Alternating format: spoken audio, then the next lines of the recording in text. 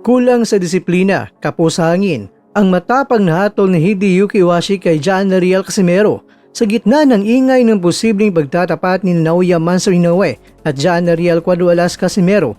Isang malakas na babala na noon ang binitawan ng tinaguriang mastermind sa likod ng tagumpay ni Inoue. Yan ay walang iba kundi itong si Hideyuki Iwashi, ang promoter at manager ni Inoue at chairman ng Ohashi Boxing Gym. Sa isang serye ng panayam na lumabas sa Yahoo News Japan sa nakaraan, hindi nagpigil si Iwashi na paghimay sa kahinaan ng ating pambato. Bagamat kilala si Casimero sa kanyang pambirang lakas, pero naniniwala si Iwashi na may malaking butas ang laro nito, ang kawalan ng stamina at disiplina sa ensayo. At ayon sa kanya, ang isang boksingerong hindi kayang disiplinahin ang sariling timbang ay hindi karapat-dapat na itapat sa isang perpektong atleta gaya ni Inoue.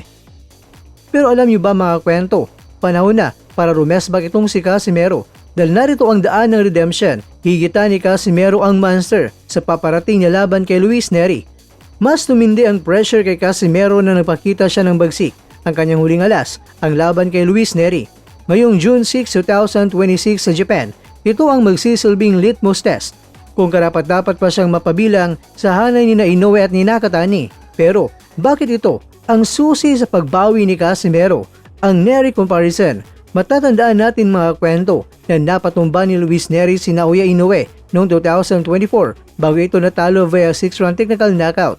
Kung magagawa ni Casimero na manalo ng impresibo, halimbawa ay isang magang knockout bago ang 6th round, at agad niyang mabura ang duda ni Iwashi. At syempre, hindi siya mapapabagsak ni Nery tulad na nangyari kay Inoue.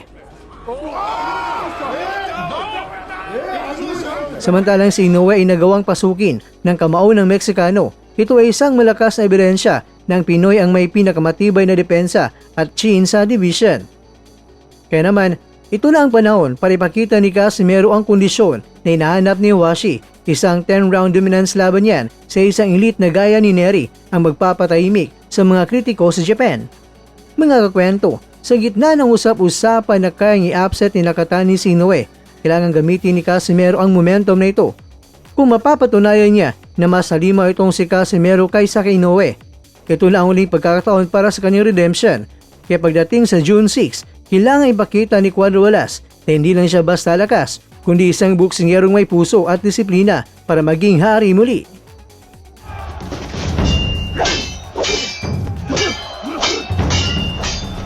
Samantala, sa darating na May 2, 2026 sa Tokyo Dome sa Japan, dito maghaharap sina Naoya Inoue at ang mapanganib na si Junto Nakatani para sa undisputed super bantamweight titles sa harap ng 55,000 na mga fans. Marami ang naniniwala na ito na ang pinakamahirap na pagsubok ni Inoue. At ayon kay Tom Gray, isang respetadong reporter mula sa sikat na The Ring Magazine, bagamat paborito si Inoue, hindi dapat maliitin si Nakatani.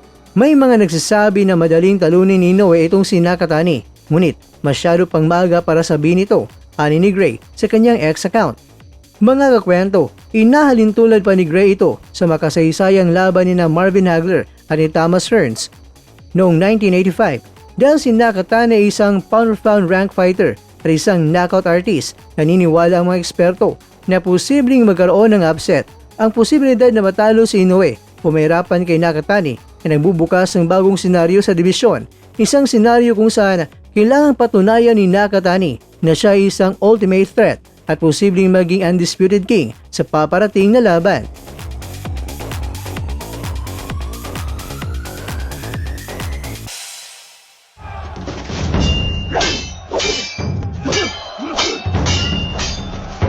Sa bawat suntok, may pangarap. Sa bawat... Mga kakwento, hanggang dito na lang muna ang ating kwentuhan. Huwag kalimutan na mag-like, share at subscribe.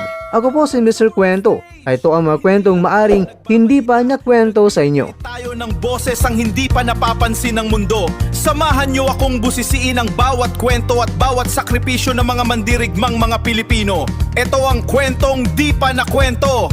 Pilipinas para sa mundo. Pilipinas para sa mundo.